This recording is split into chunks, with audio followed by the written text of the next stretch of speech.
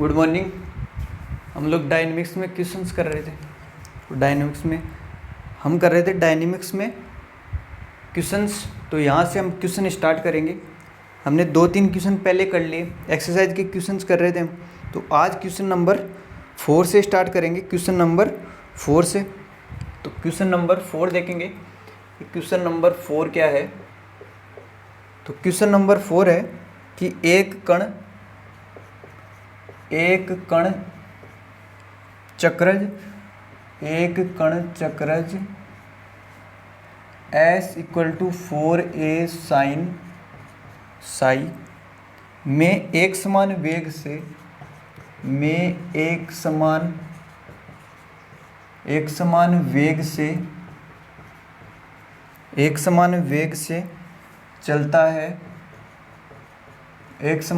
से चलता है तथा किसी बिंदु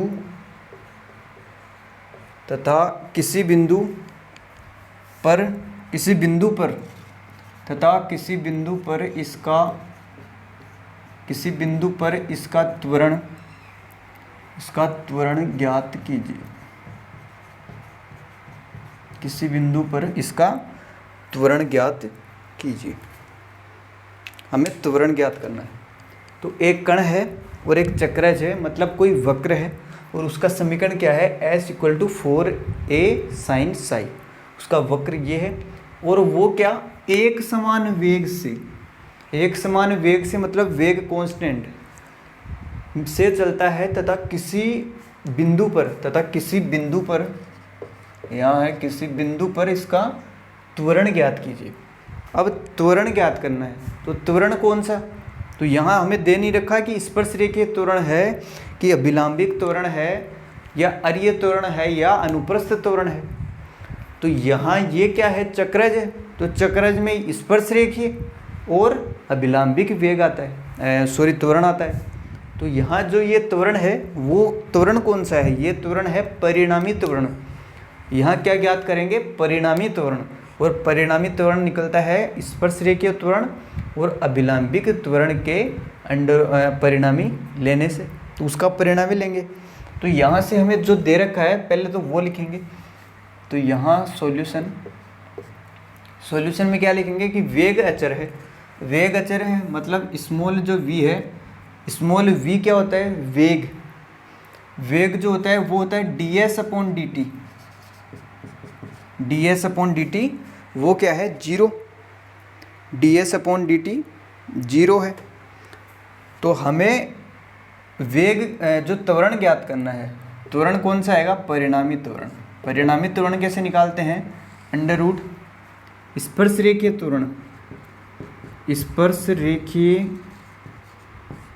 त्वरण का स्क्वायर और प्लस अभिलंबिक भी त्वरण का स्क्वायर। तो यहाँ से स्पर्शरेखीय त्वरण, तो स्पर्शरेखीय त्वरण का फॉर्मूला क्या है? स्पर्शरेखीय त्वरण का फॉर्मूला क्या होता है? स्पर्शरेखीय त्वरण का फॉर्मूला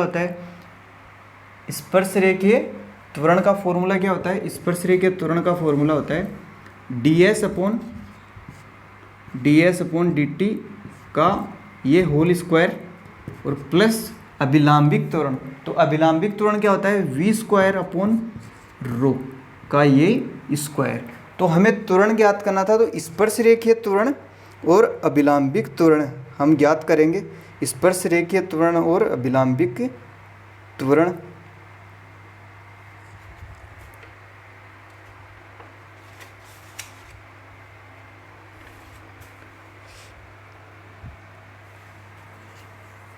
स्पर्शरेखीय त्वरण और अभिलंबिक त्वरण।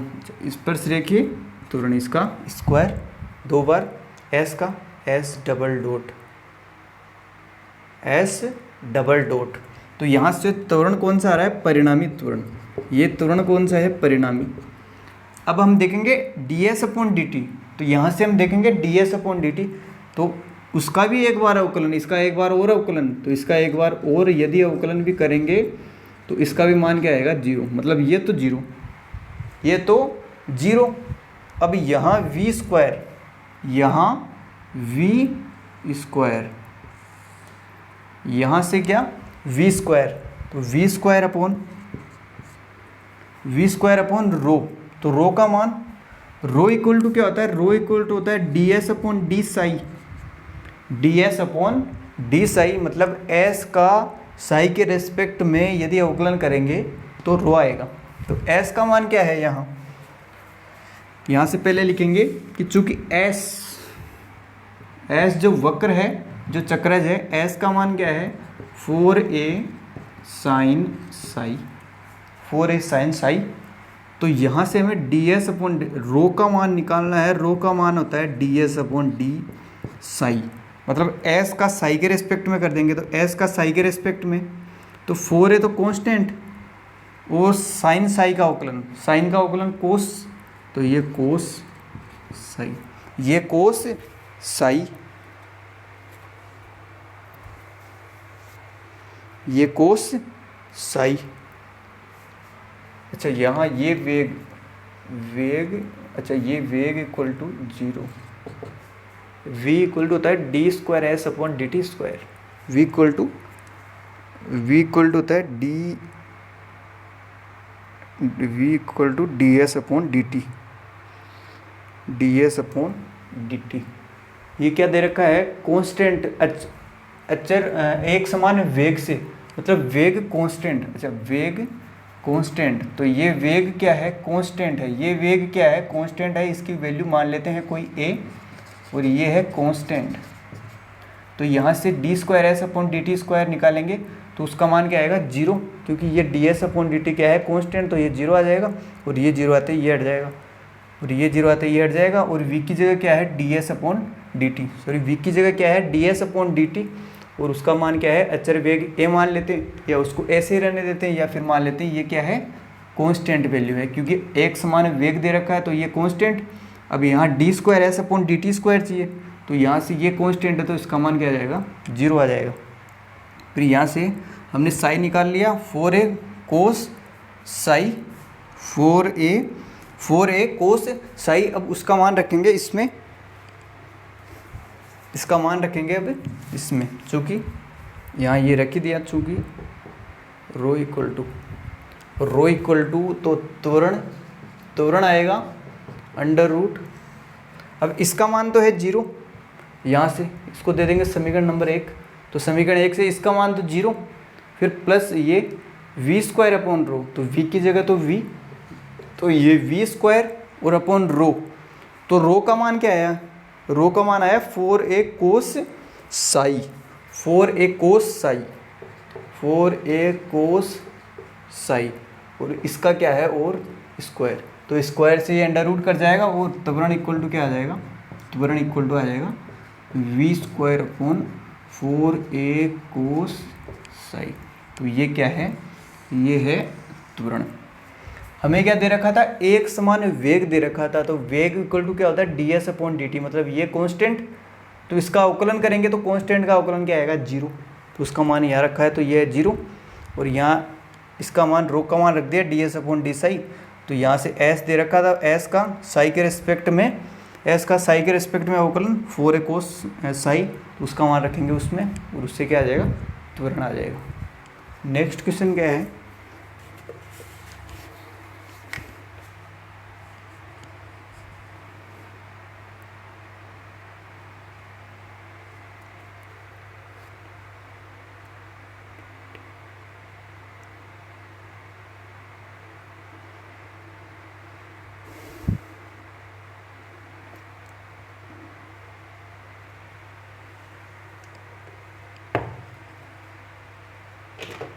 नेक्स्ट क्वेश्चन करेंगे।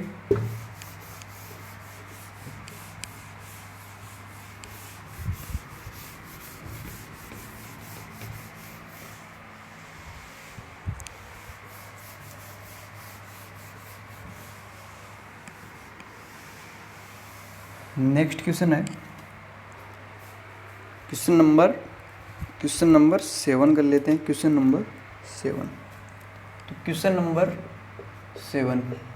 क्वेश्चन नंबर 7 क्या है कि एक कण किसी वक्र में एक कण किसी वक्र में, एक कण किसी वक्र में इस प्रकार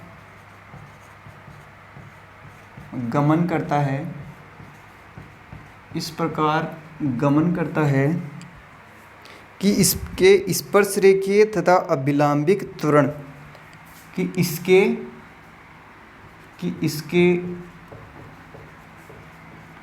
स्पर्शरेखीय,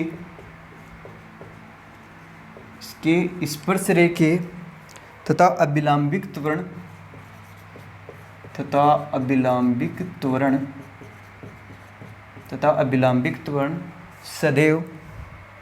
सदैव समान रहते हैं, सदैव समान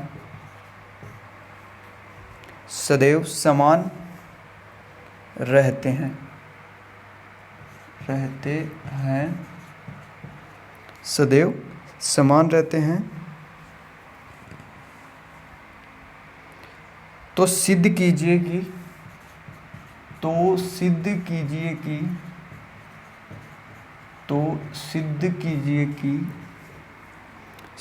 कि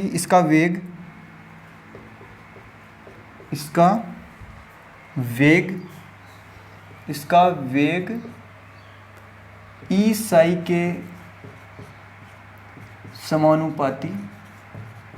के समानुपाती होता है, ईसाई के समानुपाती होता है।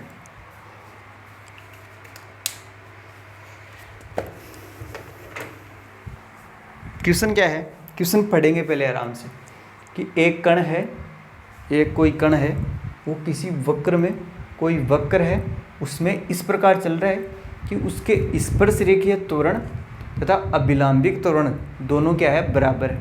मतलब स्पर्शरेखीय त्वरण इस दिशा में तो अभिलंबिक त्वरण इस दिशा में, इसकी वैल्यू और इसकी वैल्यू सेम, मतलब जो परिणामी आएगा वो बीच में आएगा, उन दोनों के बीच में आएगा परिणामी, क्योंकि स्पर्शरेखीय त्वरण और अभिलंबिक त्वरण दोनों का परिणामी आता है, त्वरण आता है, परिणामी त्वरण आता है, तो बिल्कुल बीच में आएगा।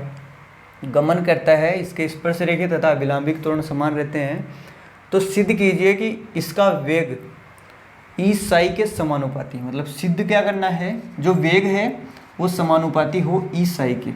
हमें ये दिखाना है कि जो वेग v है वो समानुपाती ई साई हो। तो इसके लिए क्या करेंगे, इसके लिए जो कंडीशन दे रखी है स्पर्शरेखीय और अभिलंबिक वाली, उसको लेके चलेंगे। जो दे रखा है उसी से क्वेश्चन सोल्व होगा। तो यहाँ स्पर्शरेखीय त्वरण क्या होता है, स्पर्शरेखीय त्वरण होता है d²s/dt², या यही तो है dv/dt, क्योंकि v इक्वल टू क्या होता है, v इक्वल टू होता है ds/dt। इस v का मान ds/dt रखते ही, इस v का मान ds/dt रखते ही यही तो आएगा, इसलिए dv/dt या d²s/dt²। तो यहाँ से क्वेश्चन में दे रखा है कि जो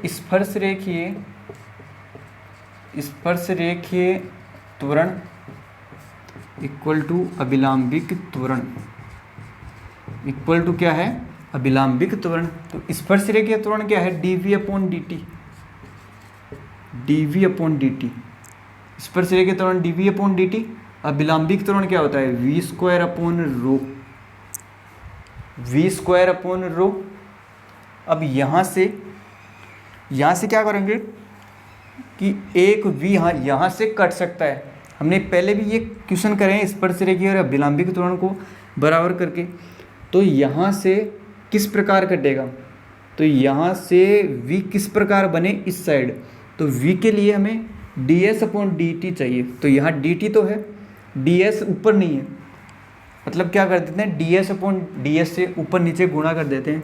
तो dv/dt गुणा ds/ds, इसका मान 1 ही तो है, फिर से वही आ जाएगा, तो v²/ρ। अब ये ds/dt क्या है, v है, तो ये v बाहर, तो ये ds/dt, ये तो v बाहर, ऊपर क्या बचा dv और नीचे ds और इक्वल टू v²। रो का मान चूंकि rho equal to d s upon d psi, rho equal to d s upon d psi, rho equal to d s upon d psi, rho equal to d s upon d psi. तो यहाँ rho का मान रखेंगे d s upon d psi, तो d s upon d psi, d s upon d psi, तो d Sai ऊपर चला जाएगा, तो यहाँ से ये डी साई और एक v से एक v कैंसिल हो जाएगा, तो यहाँ d v upon d s और इक्वल टू v और ये डी साई और नीचे क्या बचा डी एस, नीचे डी एस। अब यहाँ से ये डी एस से डी एस भी कैंसिल हो जाएगा, तो यहाँ से डी एस से डी एस भी कैंसिल हो जाएगा, यहाँ से डी एस से डी एस भी कैंसिल। यहाँ क्या था, चूँकि rho equal to d s upon d psi, d s upon d psi, तो यहाँ डी एस से डी एस भी कैंसिल, तो डी वी इक्वल टू क्या आया, d v equal to v d Sai.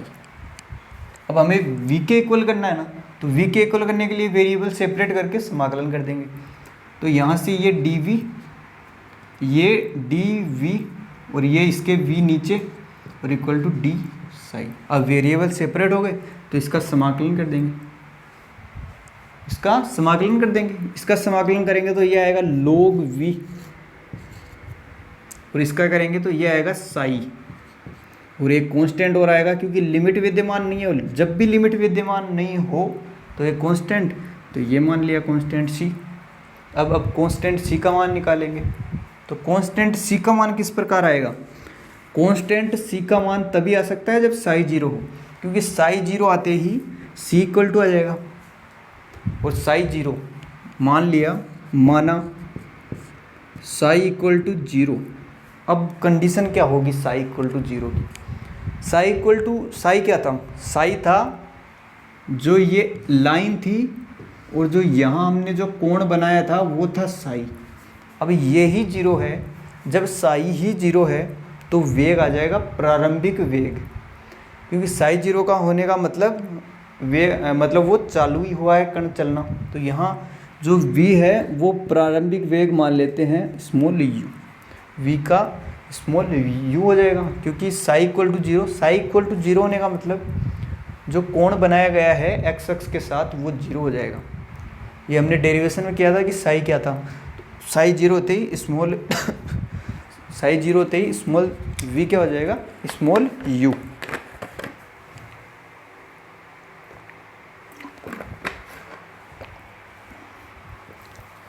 Small u हो जाएगा, तो यहाँ से इसका मान रखेंगे इसमें, तो log इस v की जगह आ जाएगा u, ये तो u और equal to psi zero, psi zero मतलब ये जीरो और c, तो इसका मान आ गया, c का मान ये आ गया।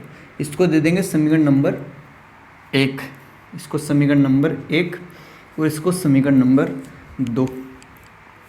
फिर लिखेंगे समीकरण जो 1 है उसमें 2 का मान रखने पर, समीकरण 1 में,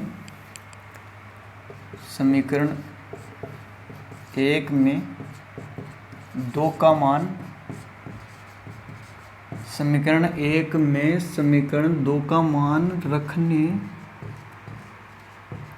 रखने पर, तो इसका मान रखेंगे तो ये log v, यहाँ log v equal to psi, फिर प्लस c का मान क्या आया, c का मान यहाँ रख देंगे, तो c का समीकरण 1 में 2 का मान, हाँ c का मान यहाँ log u।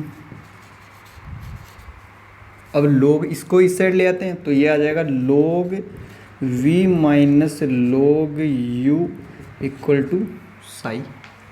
अब ये क्या है, log a minus b, log a minus b मतलब log a अपॉन बी, तो ये हो जाएगा log स्मॉल v और अपॉन स्मॉल u और इक्वल टू साई।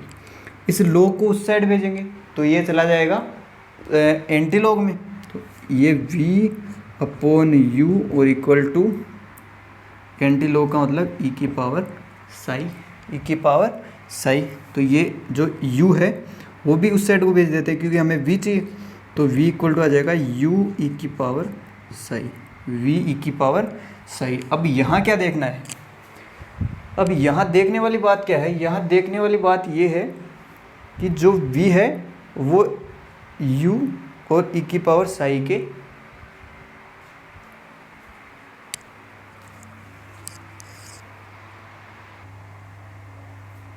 यहाँ से v इक्वल टू क्या है, u e की पावर साई। तो अब u जो है, u क्या है, प्रारंभिक वेग, तो प्रारंभिक वेग हमेशा कांस्टेंट वेग होगा। हम जो वेग शुरुआत में लेके चलेंगे वो क्या होता है, कांस्टेंट वेग। तो यहाँ से ये कांस्टेंट आ जाएगा, तो v बढ़ेगा तो e की पावर साई बढ़ेगा, तो समानुपाती e की पावर साई। तो यहाँ से क्या आया, यहाँ से मान क्या आया, v समानुपाती e की पावर साई। या फिर यहाँ v equal to u e की पावर साई होने का मतलब u तो कांस्टेंट, तो कांस्टेंट का हटते ही यहाँ समानुपाती का थी, कांस्टेंट को हटाते ही समानुपाती का थी, तो v समानुपाती e की पावर साई। यही हमें प्रूफ करना था कि जो वेग है वो e की पावर साई के समानुपाती होगा।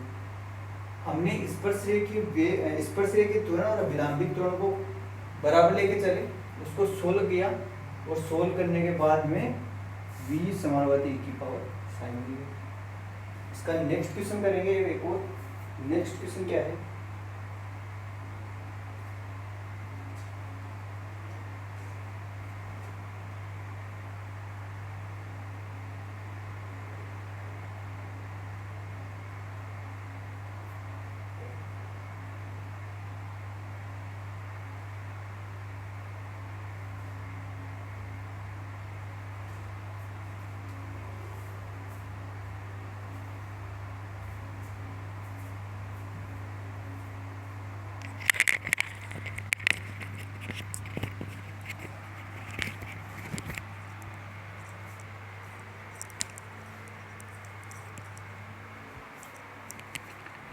ये किस प्रकार आया कि ये कांस्टेंट था और ये कांस्टेंट के समानुपाती होते ही v e की पावर साई।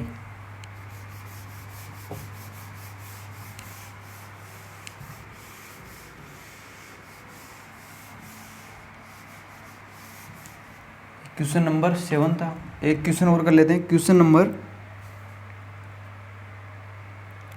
नंबर 5,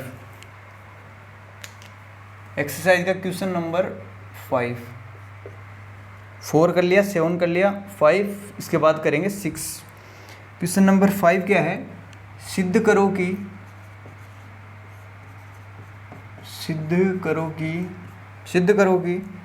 एक समतल में एक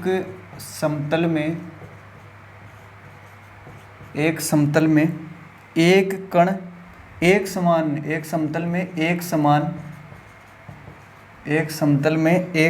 चाल से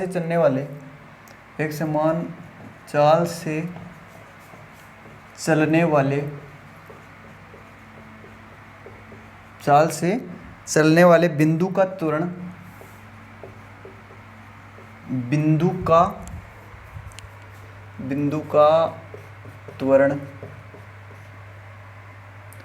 p psi dot rho psi dot का स्क्वायर होगा,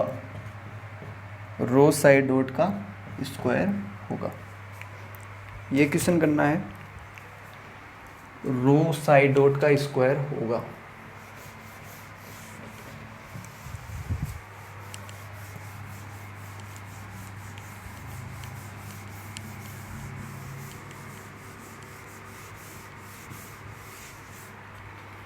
तो इसमें क्या करना है कि एक समतल में एक कण एक समान चाल एक समान मतलब वेग कांस्टेंट से चलने वाले बिंदु का त्वरण ज्ञात करना है।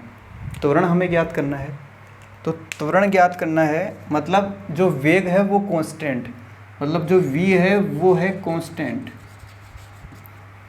v का मतलब ds/dt कांस्टेंट, क्योंकि v का फॉर्मूला ही तो है ds/dt, ये कांस्टेंट। फिर त्वरण ज्ञात करना है। अब त्वरण कौन सा, स्पर्शरेखीय त्वरण या अभिलंबिक त्वरण कौन सा, जब भी दे नहीं रखा हो तब आएगा परिणामी स्पर्श रेखीय तथा अभिलंबिक त्वरण का परिणाम ही आएगा। तो त्वरण इक्वल टू अंडर रूट स्पर्श रेखीय त्वरण का स्क्वायर। तो स्पर्श रेखीय त्वरण क्या होता है? स्पर्श रेखीय त्वरण ds अपॉन dt का होल स्क्वायर, स्पर्श रेखीय त्वरण का स्क्वायर प्लस अभिलंबिक त्वरण का स्क्वायर। अभिलंबिक त्वरण क्या होता है? v स्क्वायर अपॉन रो। तो यहाँ से अच्छा ds अपॉन dt, अच्छा यहाँ से ये स्क्वायर, क्योंकि स्पर्श रेखीय त्वरण क्या होता है? d square s upon dt square या dv अपॉन dt। तो यहाँ से इसका मान यहाँ से निकाल सकते हैं, ये कांस्टेंट है, इसकी वैल्यू कांस्टेंट है। तो यहाँ से D square s upon d t square का मान भी क्या आएगा? 0 आएगा। क्यों आएगा? क्योंकि ये कांस्टेंट और इसका टी के सापेक्ष एक बार और करते ही कांस्टेंट की वैल्यू 0, तो इसका मान तो 0, इसका मान तो क्या आ गया? 0। और ये त्वरण और वी स्क्वायर अपॉन रो का स्क्वायर, क्योंकि स्पर्श रेखीय त्वरण का स्क्वायर प्लस अभिलंबिक त्वरण का स्क्वायर और अंडर रूट, तो क्या आता है? परिणामी त्वरण आता है। तो यहाँ से इसकी वैल्यू तो क्या हो गई? 0 हो गई। अब इसकी वैल्यू 0 हो गई तो ये under root v square upon rho, इसका स्क्वायर, तो वी स्क्वायर से अंडर रूट कर जाएगा। तो त्वरण इक्वल टू क्या आएगा? त्वरण इक्वल टू आएगा वी स्क्वायर अपॉन रो। लेकिन हमें क्या दिखाना है? रो साइड डॉट का स्क्वायर, रो साइड डॉट का स्क्वायर।